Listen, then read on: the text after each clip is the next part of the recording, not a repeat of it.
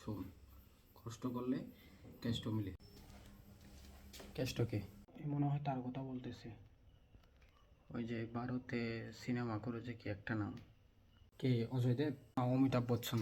আরে না, এই মনে হয় নোরা ফাতেহির কথা বলতেছে। কিন্তু কষ্ট করলে নোরা ফাতেহিকে পেয়ে আমার লাভটা কি? নোরা ফাতেহির কথা কে বলতেছে?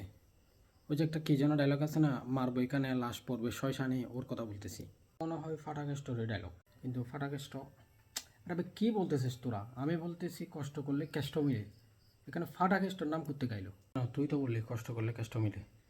আরে ভাই, কেষ্ট মানে সফল হওয়া, উন্নতি হওয়া, এটাকেই বোঝায়। উদাহরণস্বরূপ কষ্ট করলে কেষ্ট মিলে। তো জীবনে সাকসেস হওয়ার সাথে কেষ্ট সম্পর্ক কি? মানে এটা কি? হ্যাঁ তাই তো। কিসের তাই তো? তোদেরকে কোনো অ্যাডভাইসই দিব না।